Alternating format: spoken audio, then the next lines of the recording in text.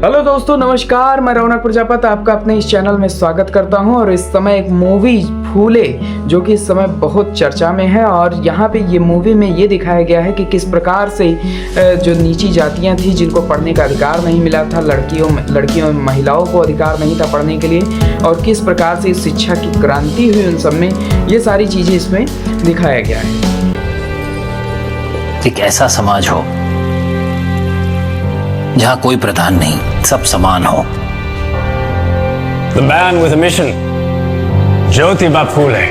तो दोस्तों यहाँ पे बात करें तो ये मूवी जो है बनी है ज्योतिबा फूले और उनकी पत्नी सावित्रीबाई फूले पर यह मूवी बनाई गई है, जिसमें दिखाया गया है उन्होंने समाज के लिए क्या किया है और किस प्रकार की क्रांति उन्होंने लाई।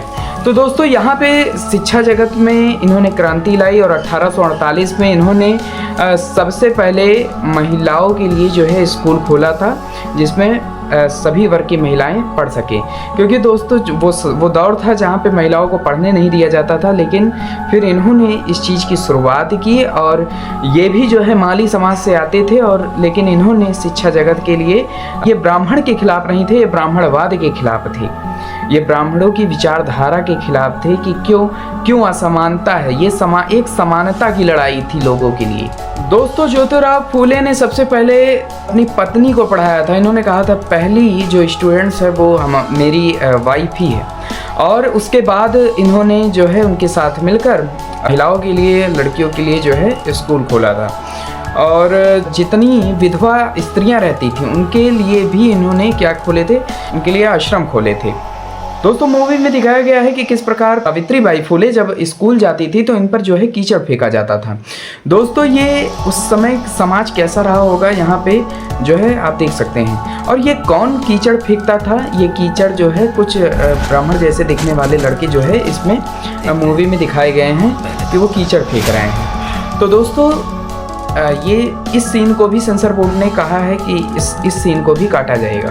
तो दोस्तों क्या ये उस समय और कौन था जो कीचड़ फेंकता था, या हमारे समाज के लोग, या किस समाज के लोग थे वो, या किस वर्ग के लोग थे जो उस समय कीचड़ फेंक रहे थे। तो दोस्तों यहाँ पे ये सारी चीज़ें हैं। दोस्तों इस मूवी में महात्मा ज्योतिबा राव फूले का रोल जो है प्रतीक गांधी ने निभाया है, और जो है सावित्रीबाई फूले का रोल यहाँ पे सावित्रीबाई फूले का रोल पत्रलेखा ने निभाया है। तो यहाँ पे मूवी में पत्रलेखा ने सावित्रीबाई फूले का रोल निभाया है और ज्योतिबा राव फूले का प्रतीक गांधी ने यहाँ पे रोल बहुत अच्छी तरीके से निभाया है। सारी चीज़ें दिखाई जाती है किस प्रकार से नीची जाति के ऊपर अत्याचार हुआ। 3000 साल तक पढ़ने का अधिकार नहीं था, और उसके बाद भी जब कई सारी क्रांति शुरू हुई शिक्षा स्तर पर, तो यहाँ भी कई सारी परेशानियों का सामना करना पड़ा। दोस्तों ज्योतिबा फूले ने कहा था कि शिक्षा पर सबका हक है, चाहे उसका धर्म, जाति या जेंडर कुछ भी हो। दोस्तों ज्योतिबा फूले ने जो है एक गुलामगिरी नामक पुस्तक भी लिखा था, जिसमें उन्होंने सारी चीज़ों का जिक्र उसमें किया है कि किस प्रकार से समाज में प्रताड़ित किया जाता था निचले कास्ट को, और यहाँ पे जो है किस प्रकार से शिक्षा स्तर में क्रांति उन्होंने कैसे क्या किया, कि शिक्षा स्तर में उन्होंने किस तरह से बढ़ावा दिया। तो ये गुलामगिरी नामक पुस्तक में जो है इन्होंने लिखा है। दोस्तों यह मूवी किसी कहानियों के बेस पे नहीं बना दिया गया है। दोस्तों यह सब रिसर्च करके बनाया गया है, कई सारी जगह से लेकर इस चीज़ को बनाया गया है, और इस पर जो है सेंसर बोर्ड जांच कर रहा है, और जांच करने के बाद भी कई सारी सीनों को काटा जा रहा है। और दोस्तों यह भी सुनने में आया है ये मूवी कई सारी जगह जो है नहीं लग पा रही है, नहीं चल पा रही है, और आदमी को 200-300 किलोमीटर दूर जाना पड़ रहा है इसको देखने के लिए। तो इस पर भी कई सारी चीज़ें हो रही हैं, और मैं उस पर ज़्यादा नहीं बोलूँगा। फिल्म को पूरे उत्तर प्रदेश के बड़े बड़े प्रमुख शहरों में रुकवा दिया। फिल्म फूले की बात कर रहा हूँ, ना तो आगरा में है, ना अलीगढ़ में है, ना मथुरा में है, ना फिरोजाबाद में है, ना इटावा में है। मेरे आसपास के 200 किलोमीटर के रेडियस में कहीं नहीं है।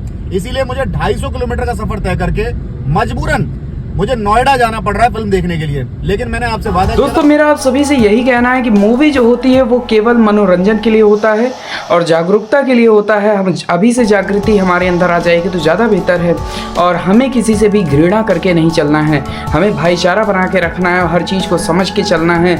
जो पहले हुआ उससे कोई मतलब नहीं है। बेशक अत्याचार हुए हैं, लेकिन आज को समझ के हमें चलना है और आज की चीज़ों को लेकर चलना है। मैं उन सभी दलित समाज के लोगों से भी कहना चाहता हूँ कि आप नीले झंडे उठाने की जगह आप किताब और कलम उठाइए, क्योंकि यही फूले की भी इच्छा थी कि ये सभी कलम की ताकत पे आगे बढ़ें। यही बाबा साहब अम्बेडकर की भी यही इच्छा थी। अभी के पीछे इतने सारे लोगों की लड़ाइयाँ हैं शिक्षा को लेकर, तो शिक्षा को क्यों ना आगे बढ़ावा दिया जाए। धन्यवाद। मिलते हैं एक और नए वीडियो के साथ। कमेंट बॉक्स में कमेंट जरूर करिएगा।